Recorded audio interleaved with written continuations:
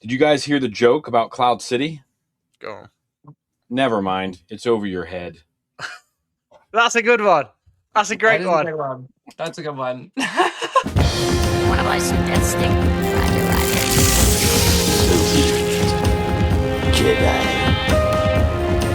That's not a moon. It's a space station. Always a pleasure to meet you. And my allegiance is to the Republic, to democracy! You failed your Highness. I'm a Jedi.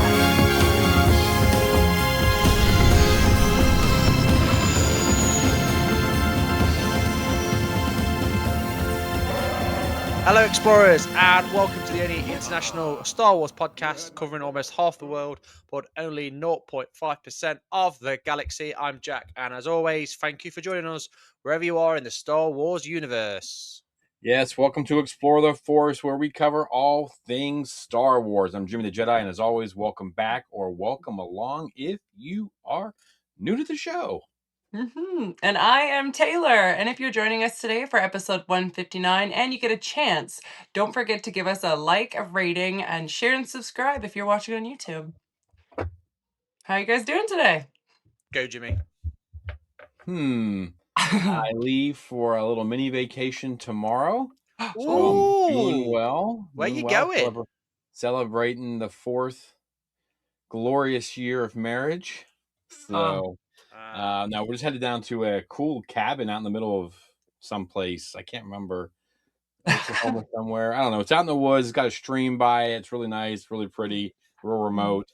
Just kind of unplugging for a while, so you will not hear from me until maybe Thursday evening. Good man. Nice. What about you, Taylor? How you been? I've been good. Yeah, things are good. A lot of things going on at the same time, but I mean, I guess it's better than being bored. What about you, Jack? Yeah, what have you been up to? Mate, I'll bring the energy this week, guys. Don't you worry. We've had glorious sunshine. Today it's absolutely miserable. So the British weather has come to Canada at last. So I'm absolutely loving life. Been out swimming. Went to see the Mando a few more times. Got a few things going in the background for the studio stuff, etc. But Nice. yeah, no, it's been pretty decent. Obviously, we've had lots of interaction on the Star Wars Instagram pages as well, so thank everyone for that. Also, obviously for the lovely listeners and viewers, we dropped our Matt Willig interview. Nice little special treat for you guys and girls. We might have another little one in the back pocket, who knows, for everyone else as well. Right, let's dive in to this week's Force Encounters then, and we'll see what everyone's been up to. For my ally is the Force.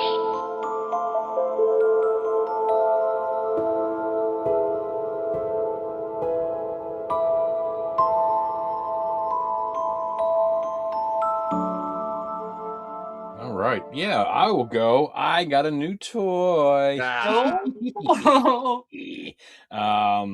Somehow I convinced my wife to let me get a bamboo 3D printer, and my God, that thing has been nonstop building stuff. One of the things I built last night was this cool hexagon Oh, Lego, look at that! Right? So, just some different things, man. Stuff for the house, fruit cleaners, and just oh my gosh, and then. Yeah, it's just incredible. Those things are nuts. And the technology has come so far since I last had one. I just can't even wrap my head around the changes. I mean, I do everything from my phone. I mean, I've got, oh my gosh, go out and get a fun toy. If you got an extra little bit of cheddar laying around, go out and get that. And also wanted to give a shout out to Wizards Asylum, my comic book shop, because last week I said I realized I missed some comics. Yeah. And I did, but they had saved them for me. Oh, wow.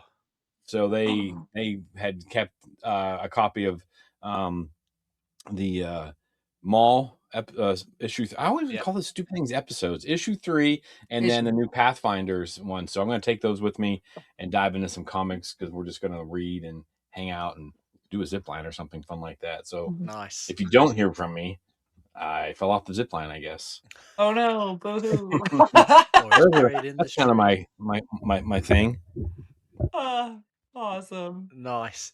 Well, this week for myself, I've had a few Star Wars things going on as well. We've been back on Battlefront 2. People have been trying to get that reignited, obviously. Like I said, I mentioned a few things about the studio upcoming. I'm still in two minds whether to take my Darth Maul concept out and put it next to my Vader. I don't know. I'm in two minds. I'm in two minds because it's fully boxed, not been opened since Japan. But yeah, that's pretty much it for me. Like I mentioned, obviously we dropped the Matt Willig thing that we've been working on. But yeah, Tay, any Star Wars encounters for you this week? You know what? I've seen a lot more people wearing Star Wars t-shirts out these days, and it's kind of like the whole like Jeep wave. Like you see someone with Star Wars shirts, like Yeah. we're already friends. So I feel like I've been seeing a lot of that. And then I finally got around to going and grabbing all of my Star Wars toys and props and stuff from the zoo that I lent Nice. for my Star Wars day. Nice. And then as I picked up the box, I'm looking at, I'm like, there's a bunch of more little Star Wars toys and like little droid things and just little books and stuff in this box. I'm like asking my coworkers, I'm like, what, like other people's stuff got mixed in with mine, and they're like, no, we gave you that stuff. Wow. So I'm like, yes. So I just extra toys. And just to say what Jimmy has said here, so I still have the crappy 3D printer. The one that is the nightmare. Like if the door opens too fast of my bedroom, the wind like cools the plastic. And it's like, no! Like right down to like I have to watch every single layer go in. So I have the really hard one that makes me just want to have like a cardiac arrest every time I'm looking at it. Why I quit doing it. And then Jimmy has the one that's just like, there's an error, but we'll fix it ourselves, Dad. Oh yeah, I forgot to say it's called R2D2. So whenever it's done with something, it says R2D2 has completed the task. Oh no. Mine's called I hate this thing. I believe it. I had the same exact one, and those things can be a nitmare. I'm Awesome. so close. I'm just printing a jetpack and then I'm gonna park it for a little bit. Yeah. Just a jetpack. Just a jetpack. Just a jetpack. Then Casually. Yeah. Then comes the Death Star. Right, awesome. Let's head into this week's news and see what we got coming out of Batu. The people in this crowd will soon be among almost 40,000. For those who are among the 900 with news media or promotional tickets, this sneak preview probably will be the only chance to see the Empire Strikes Back. Okay, so Legend of the Coville Toy Factory has been put to rest. Coville, fun fact, is where I used to live in the UK, 5 minutes away, and I have been around that place. So legend has it that after the toy factory was essentially bankrupt and shut down in 1985, they buried a whole load of their toys, poultry toys, in the landfill. This is a big legend around Coville. I've been around, I've looked around and asked around. It does not exist. However, just recently, Stuart Warburton of Coville Heritage Society says that Coville is not the place to find the droids. He said, we like myths, but unfortunately, there's no truth to the legend. When the Star Wars toys were disposed of, they were taken to a landfill, dumped, lorries and JCBs and crushers drove over them, and they were all buried before the next load came in. So, there is a landfill outside Coville that has lots of smashed up Star Wars toys. There's absolutely no chance of getting your spade. Again, I've tried and digging and finding those rare Obi-Wan Kenobi figures. They will not let you in. It is completely ring-fenced. It is like guarded, etc. But it's not because of the toys. It's because people and that company, etc., have put millions of rubbish, etc., on that. So the only way we're going to get these toys found again is somewhere in the far future when they decide to build houses there or something, and some lucky punter will have their house probably on top of legendary Star Wars toys. Jimmy, what do you reckon? Yeah, that's cool. I remember you told us about that, man, way back when we first started the podcast. This story came up, and I thought it was kind of funny that they were making a documentary about it, and finally this guy's like, yeah, it just doesn't exist. I'm going to want us to think. That's what I was just going to say, Taylor. I'm going to say that he's deflecting. He doesn't want us to go out researching. But no, it's pretty fun. Yeah, I don't understand why they destroyed everything. Like, why not just give it away to like children's hospitals or something back in the day? I don't know, but It's, Man. it's mad. And there's a lot of families around the area as well, like older parents, etc., that used to work there and have seen the toys and stuff like that. It's crazy. They could have retired on some of that stuff. You held on Can to you it for a imagine? few years, like you got in one of those Boba Fett's or something. You're set. Ah, Yeah. So Yeah. it's toy abuse. Ah! it is toy abuse. But another interesting story. If you guys have been out to see Mandalorian and Grogu, Jack, how many times have you seen it now? 3 now. 3 times myself. Taylor, you're gonna get out there and see it a couple more times, hopefully soon. Yeah, Did you someone guys come notice? babysit my child, and then I Yes, can see it I'll be again. right up. Did you guys notice the special thanks to J.J. Abrams? Yeah. Didn't he? They brought him on set to look at the to help deal with the like Anzellans and They stuff. brought, Right? yeah, they brought him on. John brought him on because he wanted to make sure that he was happy with how they were using his characters. Yo, Just that's so something. respectful. Well, in the article, it said that, it all belongs to Star Wars, but if you create something, like they want to make sure they got the say credit. that sometimes, but then I know Thrawn's not being treated exactly the way Timothy Zahn wants it. I was about to say I that. guess if you're a J.J. Abrams type or a Dave Filoni or something, maybe poor Timothy Zahn doesn't quite match up. But I thought it was a nice gesture. And they go from being Babu Frick, who stole the show in The Rise of Skywalker. We saw them in the series, and then of course, I thought if you haven't seen it or you have seen it, you probably can guess they stole the show when they show up in the Mando and Grogu as well. I have sad news today. Marshall Lucas, the film editor who won an Oscar for editing Star Wars, directed by her former husband George Lucas, and shaped several influential films in the 1970s, has died. She passed away Wednesday in Rancho Mirage, California, and she was 80. The family's attorney confirmed that she did pass away of cancer. And I've got a little statement here that I'm going to try not to butcher, guys. Marcia will be remembered as a brilliant storyteller, a trailblazer in women in film, a loving mother and grandmother, a generous host, and a loyal friend whose humor and sparkle filled every room she entered. Her influence on film is undeniable, but those who knew her best will remember the way she made them feel more vivid, more beautiful, more fun, and more full of love, the family statement said. Her work was known for its emotional intelligence, rhythm, and humanity, a rare ability to find the truth of a scene in the bring heart, momentum, and clarity to the screen.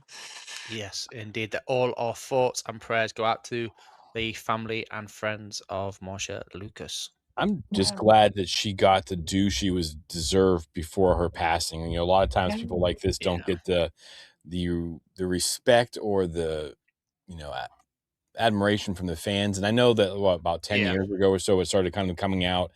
I know there's been things, but I mean, she's the reason Star Wars doesn't suck. Yeah. First movie, because she went in there and had to fix the edit, because I mean everything you see. So yeah, quite the legend. But yeah, that's sad news. Yeah, she was the start of women in Star Wars. So yeah. Right, let's crack on then and get into this part 2 of our road to Mandalorian and Grogu. It's just a simple jump to hyperspace and we're there. What's so tricky about that? Plenty. Can't plot a direct course to Kessel. You might wanna buckle up, baby.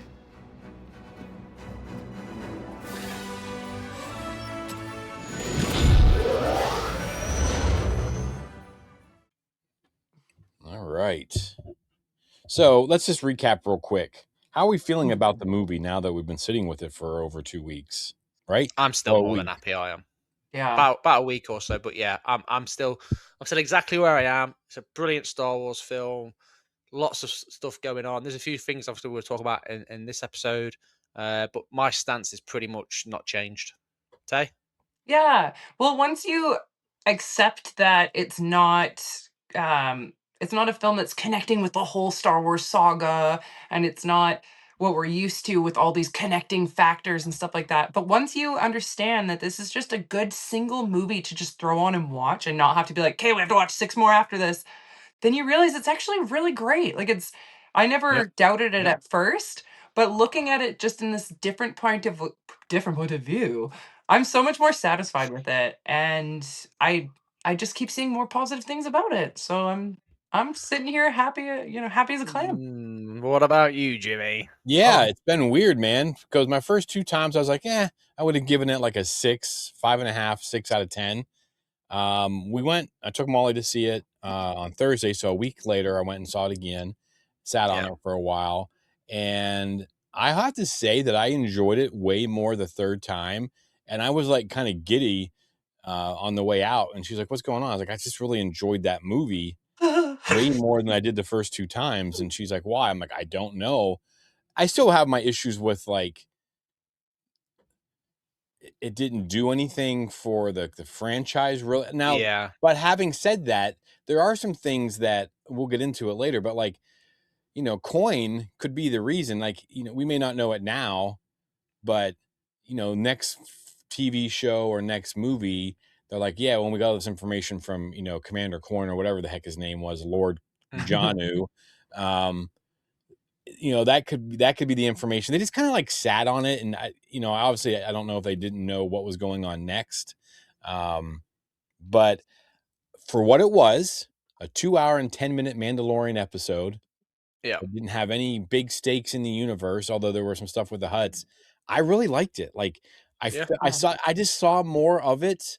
I got more out of it this time. I don't know if it's just maybe and we're going to do an episode a little bit later on in a few weeks, expectations versus reality, Yeah. I might even, I was thinking about if I have time recording a little, like my journey with with this movie, just personal, and, kind of dive more into like why I think it's changed. I mean, drastically changed to go from a 5.5, a 5 out of, 5 or 6 out of 10 to probably like a 7.5, 8 out of 10. I feel like it's a pretty big jump. So, and I just think, and again, mostly my issues, not anybody else's. So, but I was just excited and happy to report that, like, I just came out of there like it was like a whole nother movie. Like I hadn't seen it the way it was supposed to be the first time. Do you think it is as well? And something I was going to bring up last week. Since we've done the podcast, do you sort of go into these movies differently? I think you mentioned it last week as well, where you're going in there with a podcaster's head on, etc. Whereas now you're much more relaxed. That's something we talked about before when you and I were watching Maul, and I watched it once and took all these notes, and I had to watch it again before, and then it was like the third time when I was watching it before I'd go live with Mike on Tuesday nights to recap stuff. I'm like, I really enjoyed it. Like I liked it a lot. Like I never was like, I don't like this, but I enjoyed it so much more when I wasn't trying to like pull it apart or not necessarily. I was not looking for problems, just looking at it. Talking points. Yeah, talking points. And I think it kind of ruins it a little bit because, honestly, everyone who does what we do is always looking for the next big thing. You know what I mean? Like, and so we're sitting there dissecting, what did that mean? What did this mean? Now I would be like that anyways, but maybe not the excessive, as excessive as I am now. But just going in and watching it, I definitely think doing what we do makes it a little bit different. And I wish I could turn my brain off, and we've already started getting massive leaks for Starfighter came out just today. I was talking with the Mandalorian and he sent them to me and I was like, oh, like if half of it's true, I'm like, this is the way. And I was like, damn it. I just was like, I just said I did not want to listen. I didn't want to know any of this stuff. But I can't help myself. I have zero impulse control when it comes to like, Star Wars news. Yeah. No, I know how you're feeling. I know, obviously last week, and it's sort of deviating from our plan here. Loads and loads of comments from listeners and viewers. And obviously, more people now have been into the theaters to see this. So I think this week, shall we start with the listener comments feedback? Sure, We're going to go straight into that. Yeah, absolutely. Okay, absolutely. cool. So obviously we've had loads, and like I said, we have literally had loads of comments. I'm always keen, as well as the other guys and girls, to get everyone's thoughts and views listened in that. Darren Briscoe sent an absolute essay. Oh my god! Yeah. So we're probably going to leave that one, Darren, this week because we'll probably have to make a separate episode for that. We'll try and summarize that one up. But no, super appreciate it. We'll just literally just take it in turns all the way to the bottom. I'm going to start straight off with Andrew Scholl. He said he saw it. He said it was what pure fun, a great butt-kicking romp in the galaxy. It sort of goes with what everyone's been saying. The film is very, very fun. Jimmy, do you want to take the next one? Sure. Bill Turner says, was very well done. Could even understand the mech's heads. Lots of laughs. LOL. Tay. The Beskar Vault said, good film. I agree. It was a solid movie to get back into the cinemas. Yeah, right? It was. Disney needs to get rid of Disney Plus Live, Whoa. live action, and get back into the movies. Ooh. I agree. But I want both. Bigger budgets mean better content. Well, most of the time. Still need good directors and writing, but I trust Filoni. This is the way. Yes, in Filoni we trust. This is the way. Yes, Luigi Roman said, is this good or bad? He was reading about Solo making 4 million, so I think he may or may not have changed his mind how he feels about it. Gemma Reed says, without being too spoilery, thank you. The helmet tapping, the continuing to bang the helmet, the small ship, all hilarious. Mark Tidridge said, some of the Easter eggs are brilliant and very deep. I felt some of it is very Harryhausen, and there's bits that I don't like. It's not terrible. Most is fun. It's just not enough story to be very successful, in my opinion. And there's no real jeopardy. Yeah. Oh, there's more. Here we go. Also, I also think that Mando is not overly likable, and Grogu grates a little. So no universal love for either, which is problematic. I've sent my review to Ali Plum, as I'm sure he'll understand. Awesome. Fellow Canadian, I can say that now. Patrick Connor, he said, I thoroughly enjoyed the action-packed ride from the beginning to the end. He brought his kids again today to see it a second time. Yes, Nice. Ryan Payne says, to be honest, thought it was an extended episode and a filler episode at that. Okay. Yeah, I mean, that's kind of how, I can see that. Yeah. Not Phil. Everyone has their own opinions. Johnny Tobin says, they've made back their production budget, so I'd consider that a win. I hate the media narrative that is just this how a flop. Somehow this is a flop. Yeah. I don't Check out our recent reel, what Jimmy come up with, and our thoughts and opinions from other creators and influencers. Next up, we've got a fan in the hat. Said, kind of crazy that I've turned into a Road to the Hut fan overnight. So same as me. Nice. Ed Friday says, I watched it yesterday with the family. Mixed one for me. I enjoyed it, but was it good enough to be on the big screen? No, for me, it could have been put on Disney Plus. Felt like a long episode. I would have been happy with it. It's a 7 out of 10 for me for a movie.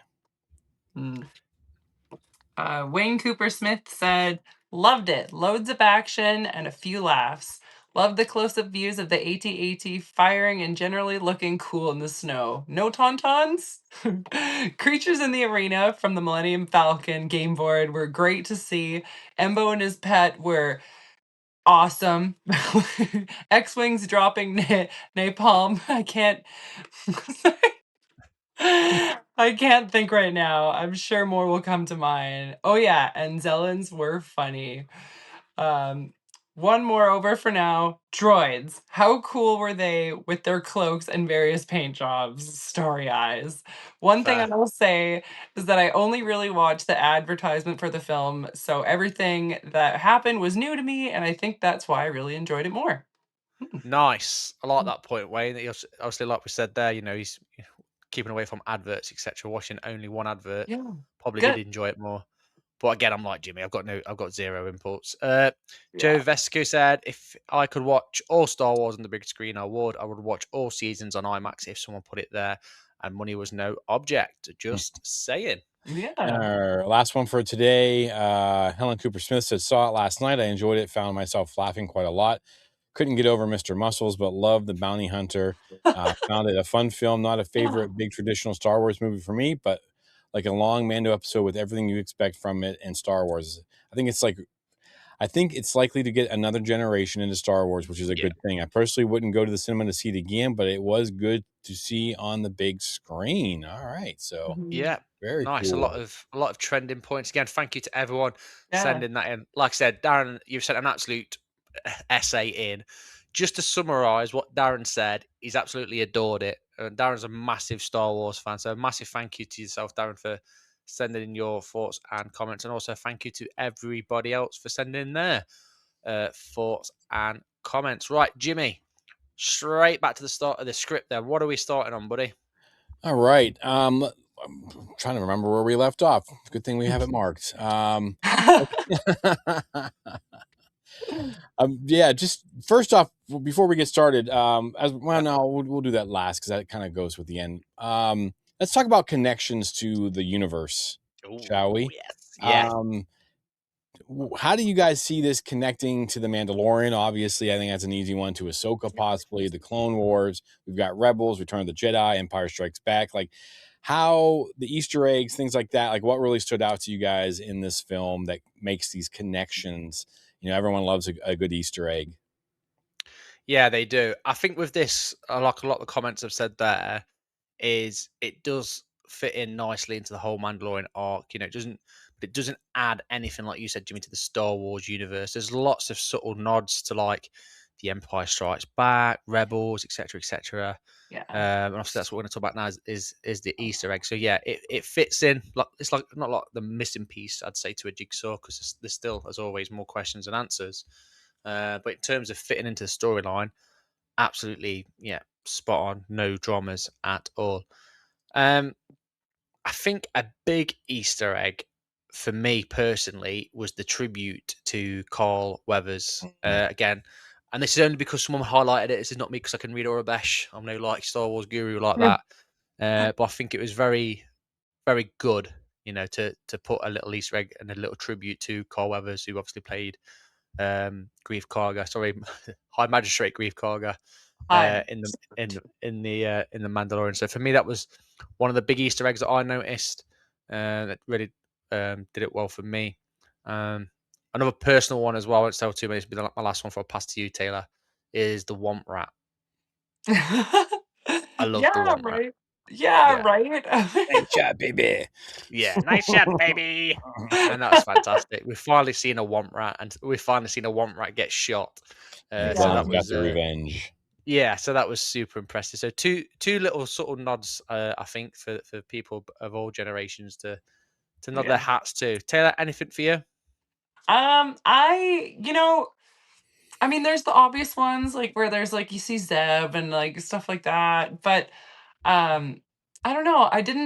There weren't like a bunch of Easter eggs that were just like popping out in our faces, which I kind of liked. You know what I mean? Like, I don't know. I'm trying to think really quickly, like, oh, where were they? And usually it's like it's so if it's Marvel, it's just so ridiculously obvious right in your face and stuff like that. So I like how they did it.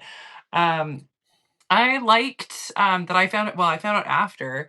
I liked that the same actress that voiced Babu Freak voiced all four of the Anzellans in this movie. Moaning And Myrtle. Moaning Myrtle from Harry Potter. Yeah, exactly. And I just yeah, right. I just thought that was I thought that was really cool how they did that. They just kept it like very like alike, right? So Harry Potter comes to Star Wars. Yeah. no. Oh no, yeah. Marvel, Harry Potter, everything. It's all mashing up. I thought the big one for connections was a lot of the characters. I mean, the hologram of Stinky, of Rada, like, come on now. The baby I thought that one, was pretty funny. You know, a little callback. I can just see, you know, Ahsoka putting him in her backpack or whatever. And then Embo was a huge one. Like I thought Embo was just like Clone Wars. I don't know if he's ever been anything outside of Clone Wars, but that was a really good thing. And I just think like those subtle Easter eggs, like I don't know what it's called, but with the B1 battle droids flew around on, like those little like speeders. Staps. Yeah, so having those there and the droid Gatra connecting to the Solo series because that's where they get their start. It was like I love that. Yeah, I just feel like, you know, again, maybe not a movie that like really pushes the envelope in Star Wars. And I think honestly, that's where a lot of people are losing it on this movie is it didn't do anything. And again, we're going to talk about that not today because that's a whole episode in itself. But I think there was a lot of connectivity just with ships. I mean, there was a reason they showed a B-wing, right? Remember Hera? The whole episode of Rebels with Hera? Who knows? Maybe that's her B-wing. Maybe that's the B-wing that she was test piloting or, you know. That's a great shout. But, you know, this is obviously after all that stuff happened. But, you know, just little things like that, more astromechs. You know, they didn't just replaced with all new droids. I thought they did a really, really, really fine job just using little things and characters. And I've seen people complain, oh, Dave Filoni can't create new characters. He created Embo. He created Stinky. These are, Those are I his. don't, Made Ahsoka. yeah. And so that kind of frustrates me a little bit. The twins, they're new, like the Dragon Snake. Like, what is wrong with that connectivity? You're just not going to make some Star Wars fans happy. But I thought, just if you go back and you watch the episode with Nal Hutta in it, and Quinlan and Obi-Wan and all that stuff on Clone Wars, and then you go back and you watch this movie, you're in that animated series. And to take animation and pull it and make it real, live action, I'm pretty hyped up thinking about like how well they did and just connecting. Now I know like Skywalker and Ryan, we're all reading, him and Mike are we're reading Splinter of the Mind's Eye. It's kind of painful, not gonna lie, but he says there's a massive Easter egg in there for that, which I haven't found yet. I'm not very far into the book, don't tell Mike. He'll blow a gasket. I will be done by Tuesday, I promise. Next Tuesday, not this Tuesday. But yeah, I just thought there was a lot of great connections. I haven't watched any of those like breakdowns of like Easter eggs and stuff, but I just thought it was really, really well done. The fact that they didn't look the monsters with the Dejarik board, right? That was the coolest one. Okay, some right people there. didn't even realize that was a thing. And then I brought that up to Molly, and she's like, "Oh," she goes, "I thought that looked familiar," and she's not like a big crazy Star Wars fan. So like, I don't know. I just thought for not having anything, I didn't think anything like slapping us across the face with it. And just kind of like, these are characters that you love and you like. Like, I don't know. I just thought it was really well done in the fact that, because if they came out like, hey, this happened in Return of the Jedi, then fans were like, oh, fan service, that's so lame. You can't do anything without it. But it's like, oh, but we're giving that to you to make you happy. I mean, I think every Star Wars movie is fan service. Like, I hate this argument where that's not the movie we needed. Well, you know what? This is where we don't want to go down, mate. Yeah. Because otherwise, you're just not making a movie at all. You're just making something to please someone. And like you said, you cannot please everyone. And this movie wasn't made to please anyone. It clearly wasn't made to answer questions in the Star Wars universe. And I think the big highlight thing that I've taken away from this, and I've not seen this in IMAX, is the fact that this is the first Star Wars film in IMAX, and it showed what IMAX can do with Star Wars. It was awesome. And I'd love to see it in IMAX. Don't get me wrong. Is there not one close to you? Nah, it's like 2.5 hours away. Oh. But I might get a little task in next week. Anyway, but yeah, so this is like, the big thing, what they wanted to get across is what they can do on the bigger screen, if you like. So yeah, it does make sense. Let me hijack this for a minute real quick too. Like what you're saying, Jack, like, so they spent $165 million. They've made their money back. Would you rather have, people were saying in our comments, like they'd rather have this as episodes, but would you rather, I mean, I know you guys haven't, Taylor, you've seen it on the IMAX, but would you rather go to see the theater every 2 years and see a new Mando story, or, you know what I mean? Like, I totally would. Like, but then I'm also the person that wants to like have their cake and eat it too. So I'm like, I love both. But yeah, I'm here for both too. I just so maybe they just need to graduate from live action to the films. Like maybe that's what I would love. Well, yeah, but don't forget, we watched. I keep saying me and Eugene, but you weren't next to me.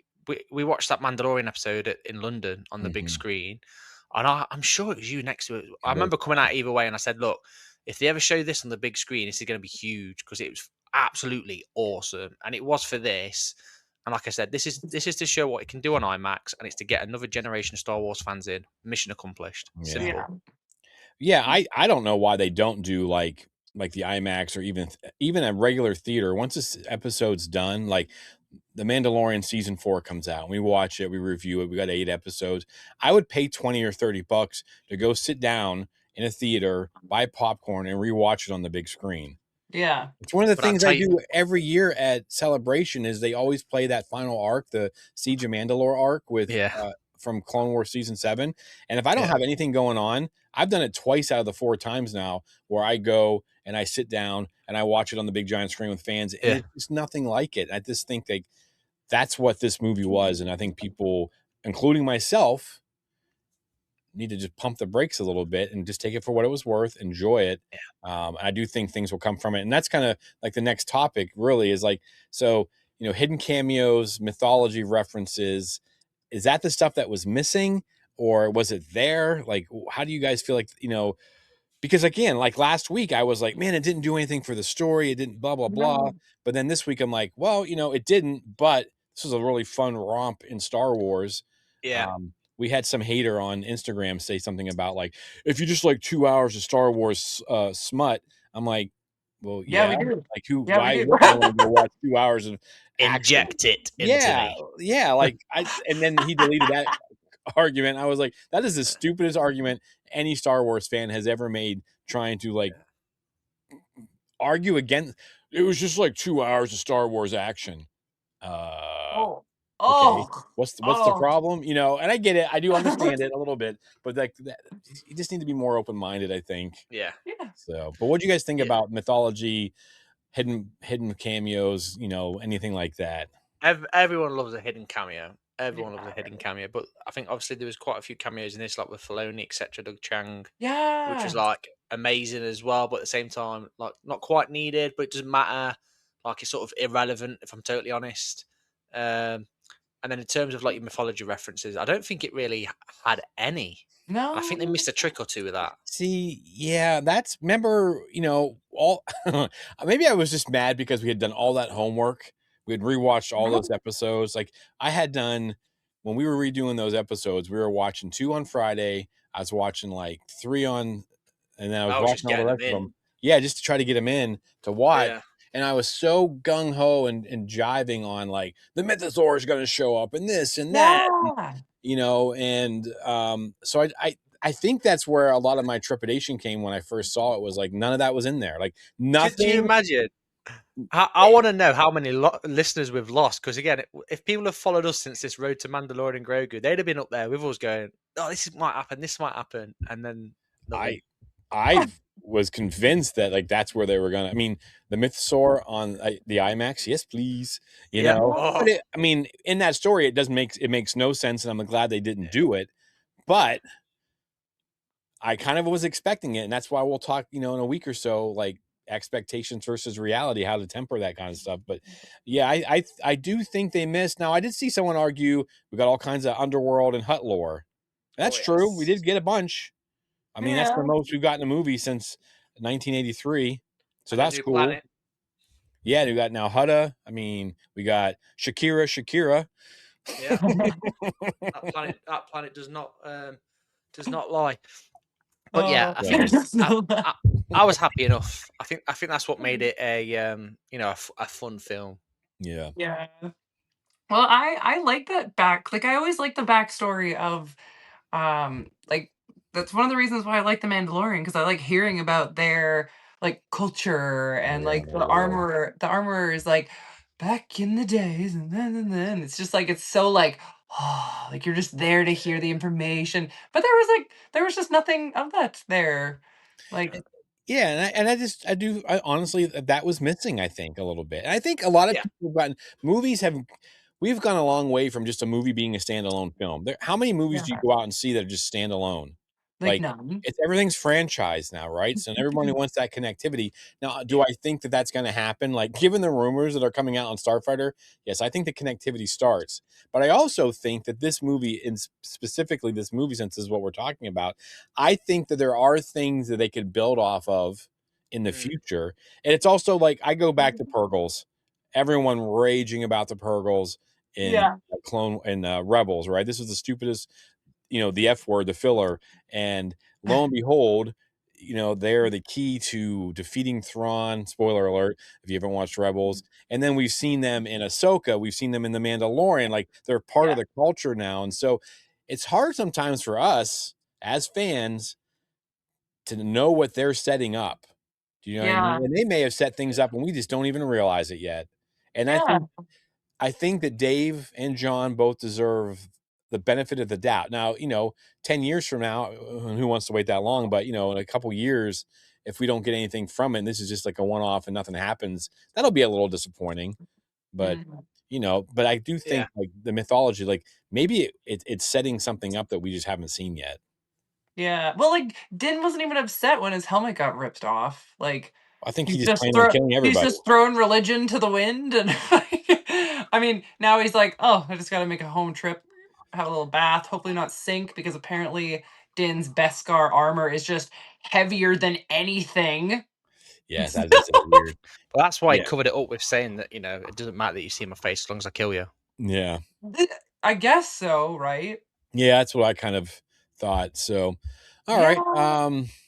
Let's talk about let's talk some technical stuff. We'll come back around depending on how much time we have, but technical stuff. How did we feel, Jack? And I know you just speaking lovingly about it, and you haven't even seen it on the IMAX yet. Let's talk CGI. Let's talk the creatures, practical effects. I mean, I guess the first thing we got to kind of dial in on is like Rada the Hutt. Like, yeah, I know Taylor, you didn't really care for the character, but what did you think of the CGI with them, though? It was the CGI that threw me off first. Like, Okay. it's just, I don't know. Like, and I feel like I might be the only person out there that feels this way about him. So, like, don't hate me. No, you're allowed to have your opinions here. Safe space. Yeah. I also don't like cilantro, so don't hate me for that either. But he was too shiny. Just too shiny. How he moved, his eyes just didn't look right. I don't know. But then you look at the comparison photos of like him as stinky as a baby versus him now. Like literally the nose holes are like the same, like the one's bigger on this side. Like they really did try to make it this exactly the same Hut. But I don't know, it was just too shiny on him.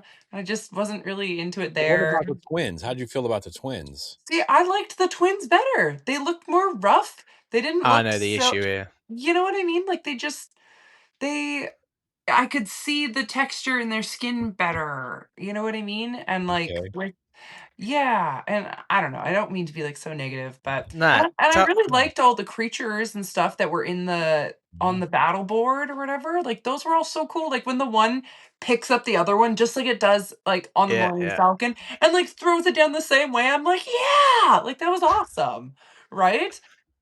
But I don't know, it just missed that target for me with Stinky. All right. I think the main issue, right, and it's something they could have sorted out. Rota is the first Hut that we've seen in that state with that physique. You're so used to seeing Huts literally like obese slugs, and seeing Rota completely throws you off because again, we're not used to seeing that like warrior-esque of him.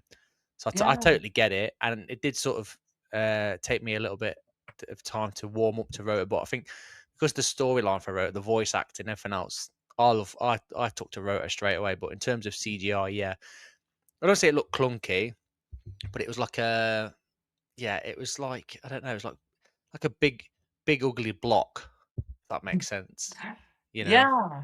It just didn't sit right. Like if you're so heavy with muscle on top, wouldn't you just fall over? I don't know. Yeah. I mean, again, you cannot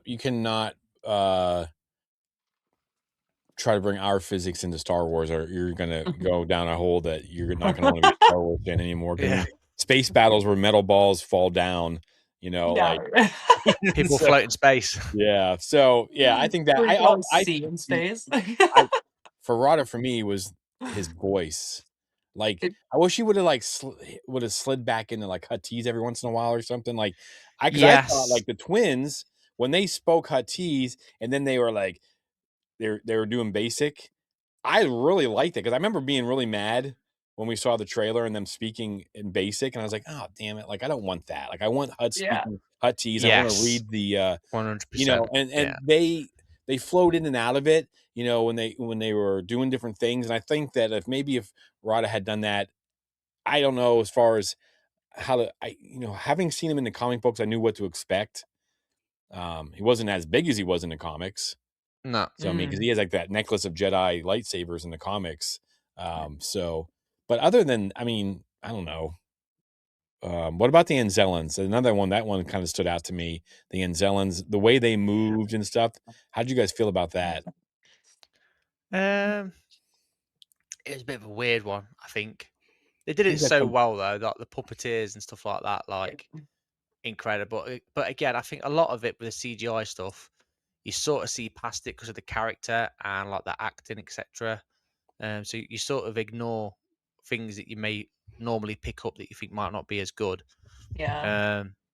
But yeah, for me they were fine. They were absolutely fine. Yeah. They were fine for me too. And like I didn't even really notice this until I started kind of watching some clips and stuff from season 1 of Mandalorian. I was turning some like, I don't know, play stuff on for Abby. She really wanted to watch it. And I'm looking at it, and Grogu's animation is like, it's a combo between the CGI or some kind of I don't know, movie magic, but also he's partially a puppet at the same time. So he moves very smooth. His like facial features are good. He's like blinking slowly, is shiny. It's good. But then if you watch him here in this movie and even in Mandalorian season 3, he's more like a straight puppet. You know, like you can almost see Yeah. a little bit of the jerky movements and like the person underneath. And I know that's like like, I don't know, a thing to be like, this is how they did it back in the day, so it's just more authentic and They puppeteering is do so much seem more. to be So kind of stuck on that. Like this, like the stop motion stuff, and I just yeah. we'll talk yeah, about like I that in a think they minute. But just need to yeah, I think they just need to combine it a little bit more like they did in the first season of Mandalorian. Okay. Like it's great that they're doing that and they're bringing that back, but don't There's a lose way. don't lose your way as trying to also impress us at the same time. Yeah, Jack, what do you think about that concept of like them really want to bring like Phil Tippett? I think he came back and he did the mechanical stuff, and they did it also in Bryce Dallas Howard's episode of the Skeleton Crew. And things like that. Does that still have a place? Book of Boba Fett, the sand creature, does it still have a place, or does it look out of place now with how much CGI that we have? Like, I think it's important to remember that these people have always been in Star Wars, and if it wasn't for puppeteers, etc., Star Wars definitely wouldn't be as big as it is. So it's definitely always got a place. I think, like sort of what Taylor's saying there, you've got to find that balance of where to use it with the CGI. But that's why these people are in the careers and get paid the millions and whatever they do for doing it. But for me, definitely keep them in 110%. Okay. Because it goes back again to what you said last week, Jimmy, about Jabba the Hutt. When we seen Jabba the Hutt, old school, he was a puppet. It was a big giant puppet. 3-man puppet. Yeah, there's like 6 now, people inside that guy. Yeah, it was like 3 or 4 people in it. I'd love to see if they've tried that with Rota. Oh yeah, how that would have worked. It was crazy. It would have been like, not enough air quality flow in here. But there was bits obviously of Rota where he was just a puppet, but it was just like his head that was on like the screen. I'm looking forward to some behind the scenes shots where they're just like, I saw something where they're all standing there and there's just this big green blow up thing. Yeah. So that's got to be tough to do.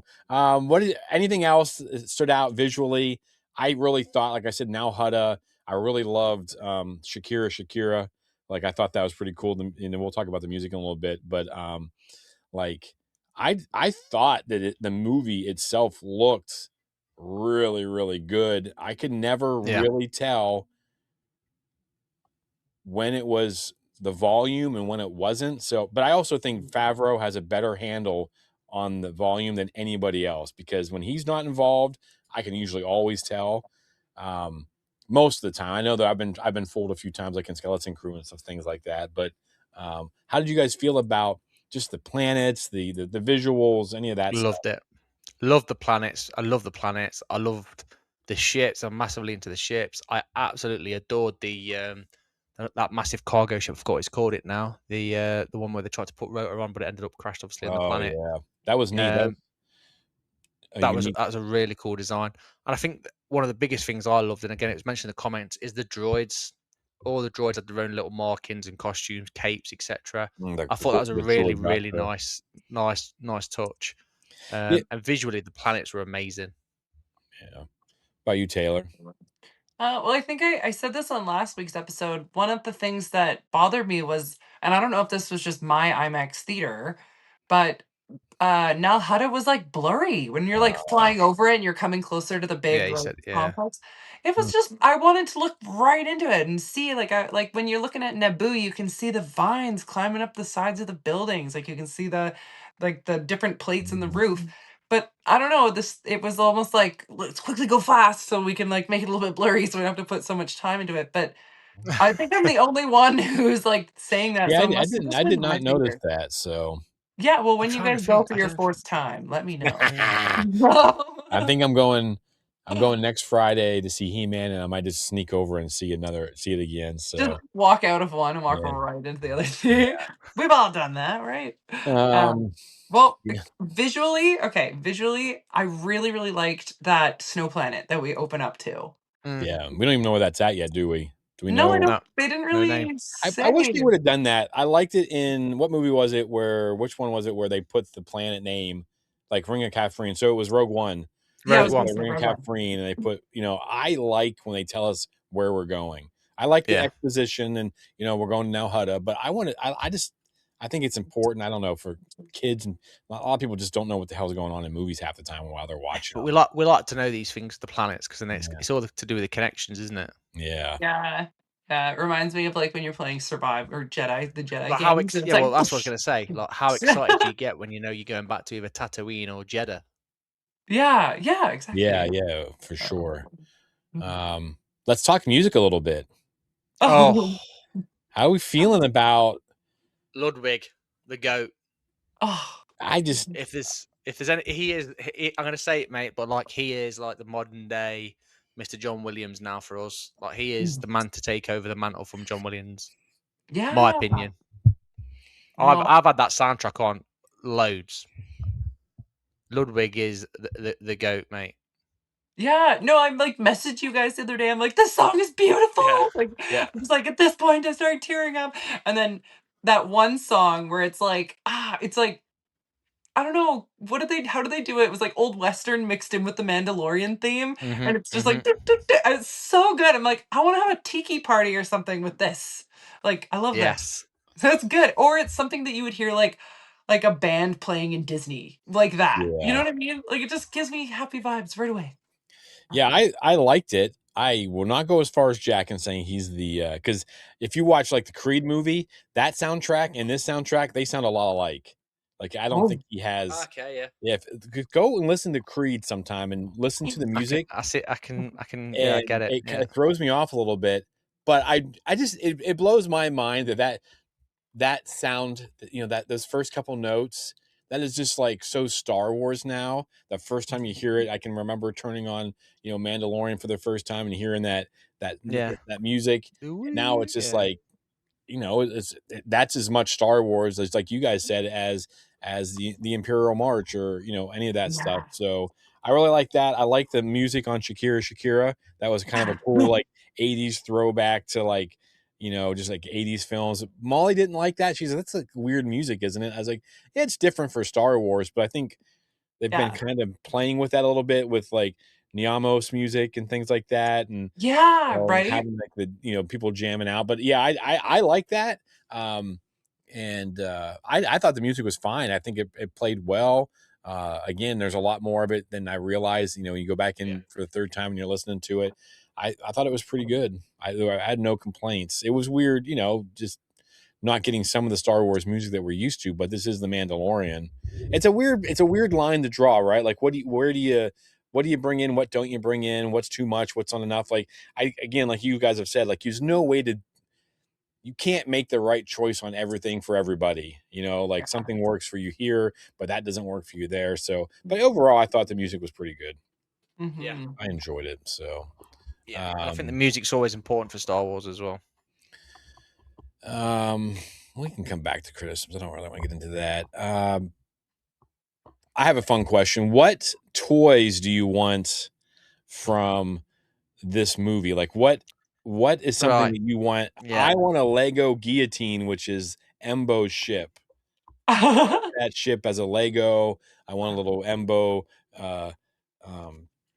Lego minifig from you. That's my first one. I'll let you guys go. Nice. So originally for me, I wasn't interested in the sideshow Grogu, but now I am, and the Mandalorian. Jack's got However, taste. Yeah, the one thing I want's an Embo hat. Oh, yeah. I would love an Embo hat. I don't know why I'm looking around like I have one or something. Did I print one of these by accident? So yeah, for me, I think it's going to be a Grogu sideshow and an Embo hat. That's what I asked for. Pretty cool piece of wall art. Yeah. I think. Yeah, right. It's a shield. It's a sled. It's a Yeah. hat. Is it made out of Beskar? Is that what it's made out of? Like, I don't know. I don't know.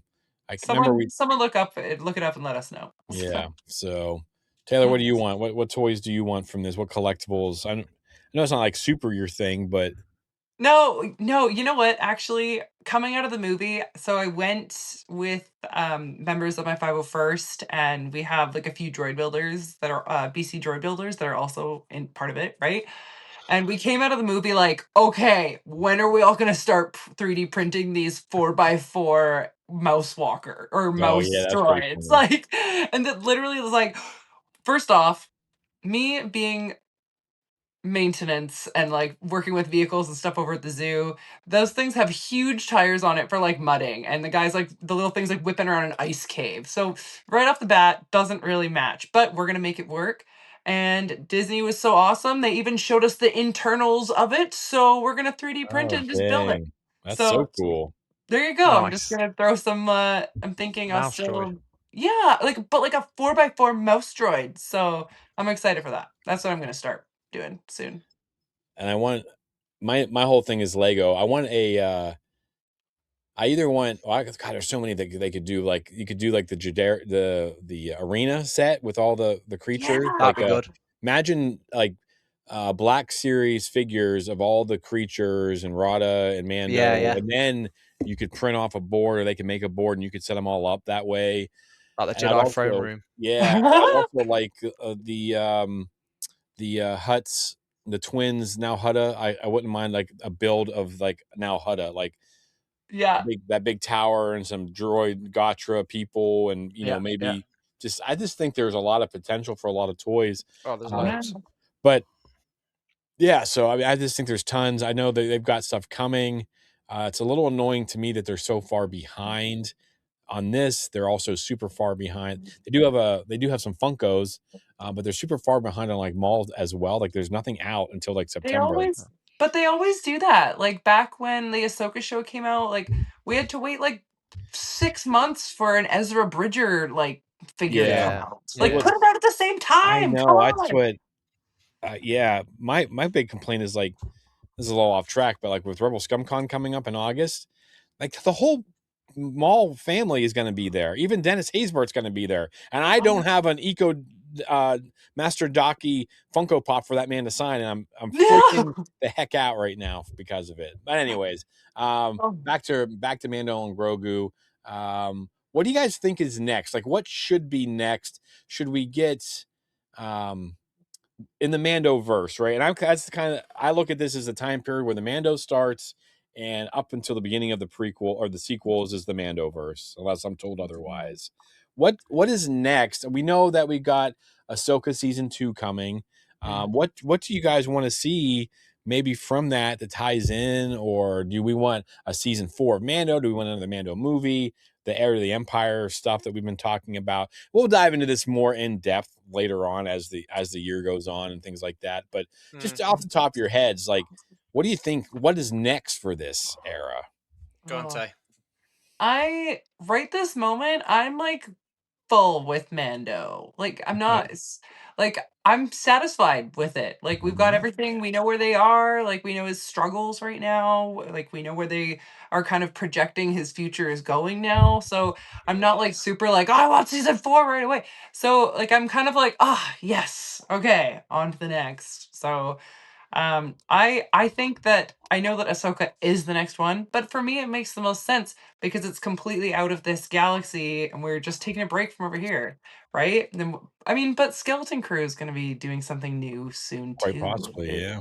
Yeah, so just I still love Star Wars and I always want Star Wars. Feed me Star Wars always. I'm with Taylor as well. Like I'm happy with the Mandalorian. Yeah. Like looking back now, was the film actually needed? You could argue no. But I think this all is going to gear up to a big crescendo with Ahsoka happening, with Thrawn. At some point, where we are going to get an Avengers Endgame, and I keep saying it, it's going to happen in a few years' time. It's got to happen. I think that's what we're gonna go towards. I don't think there'll be another season 4 for a while. We need to see really the. I think we'll have better predictions and theories. I think after Ahsoka season 2, once we know what's happening there, I think that will gear things up.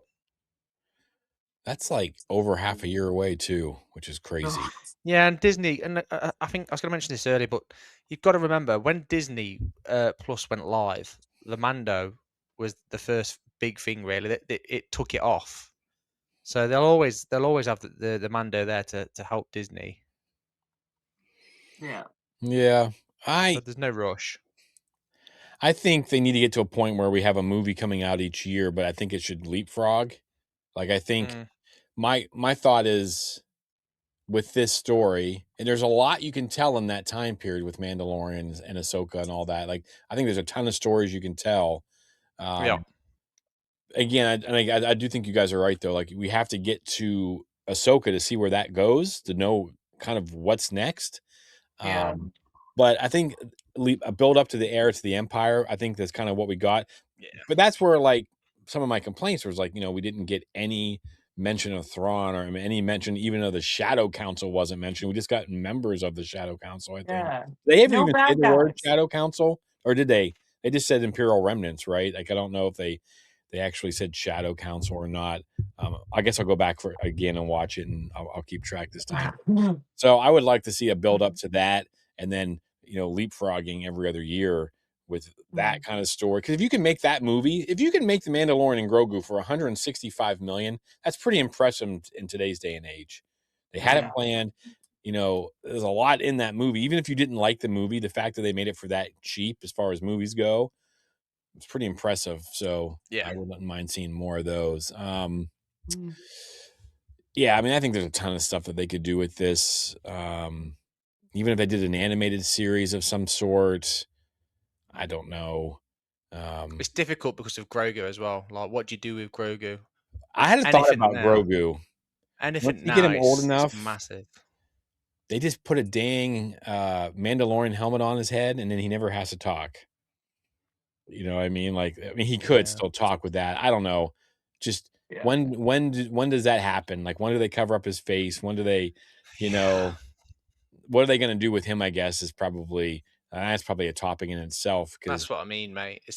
As good as I think Grogu is, it's actually a really difficult. He needs to grow character to write a story around, because you don't want to develop him too quick. You don't want to kill him off because of the merch that he sells, etc. So I think that's a difficult one for Disney to try and suss. Because go ahead, Taylor.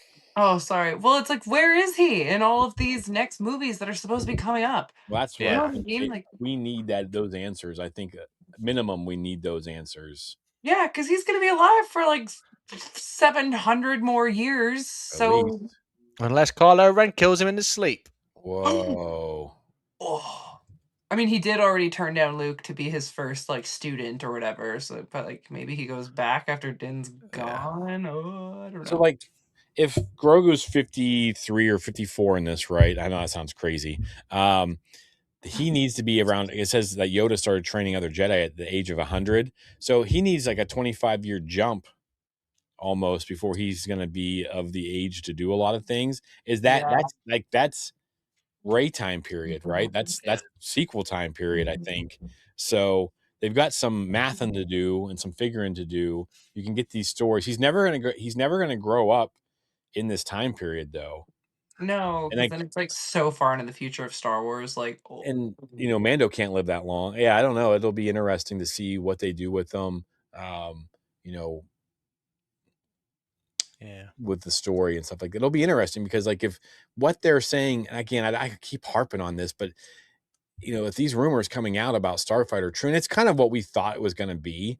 I still think it's too soon for spoilers, but it could really open up a place for people like Cal Kestis and Grogu and things like that. An older version of Grogu, I think would be all right. But anyways, let me see what else we got here.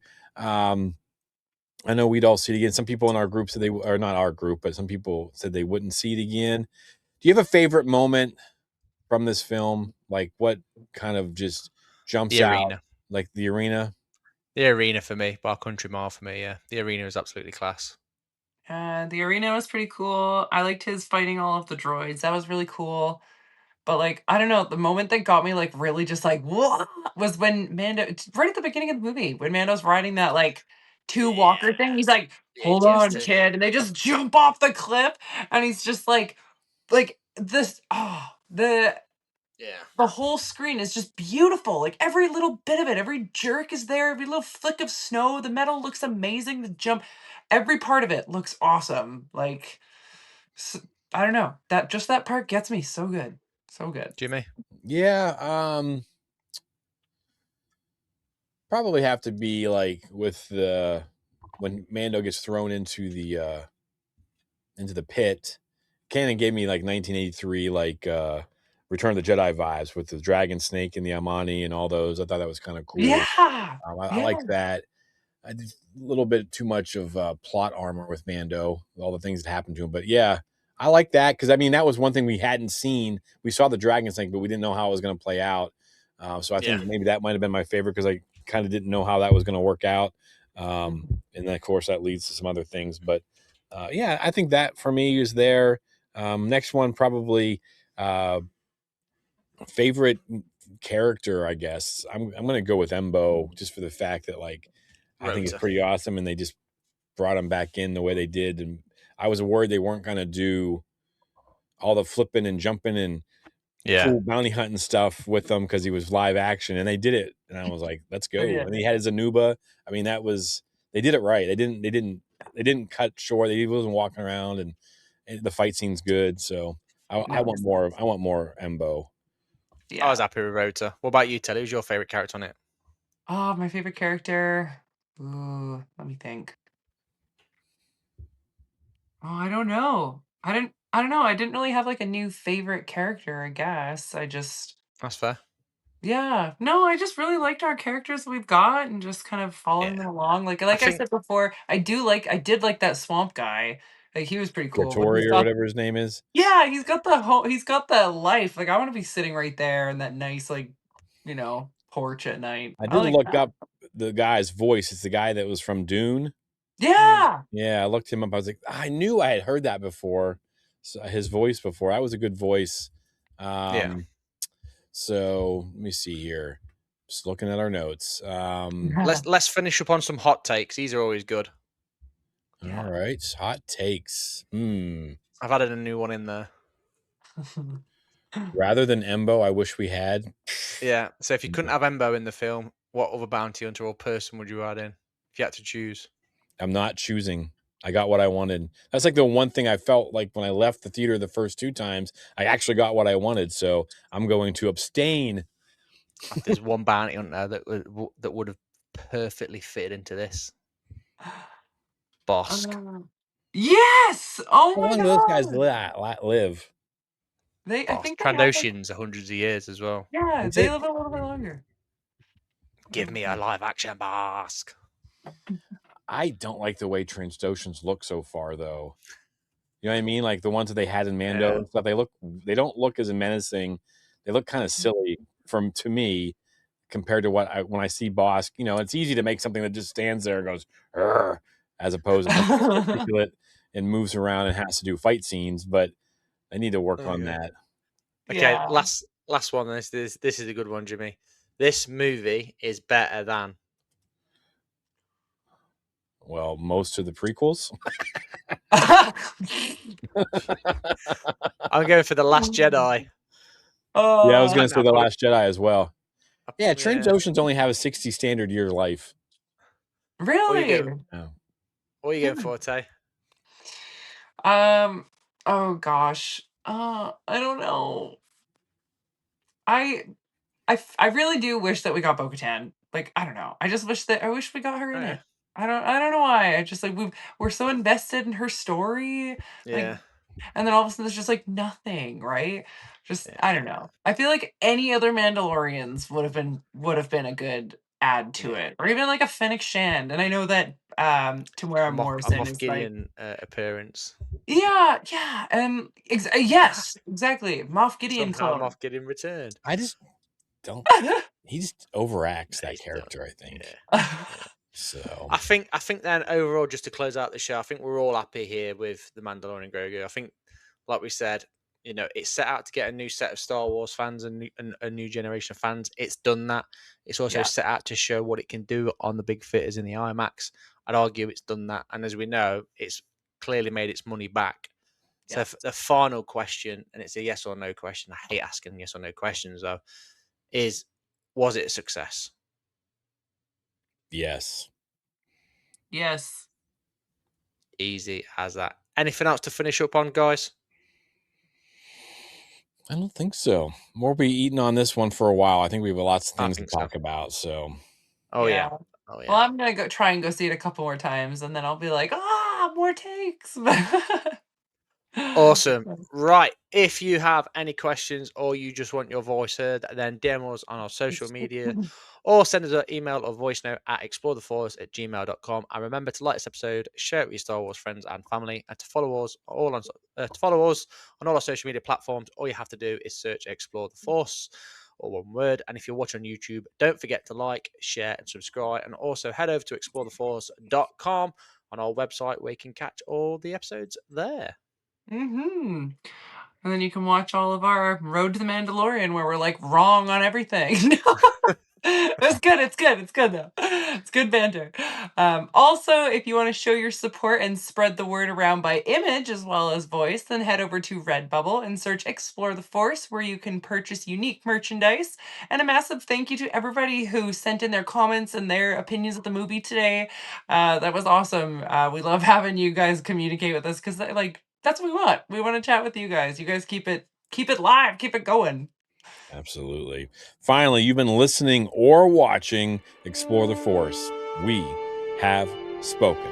We'll see y'all next week. Yes, yeah. Only now, at the end, do you understand? Close your eyes. Feel it.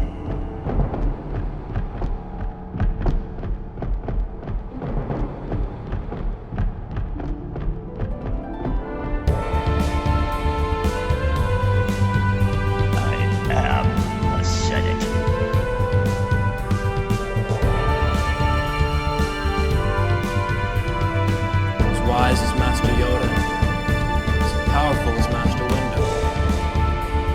They'll do their job well. I'll guarantee that.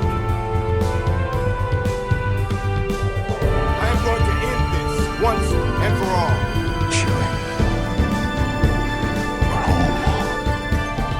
You were the chosen one!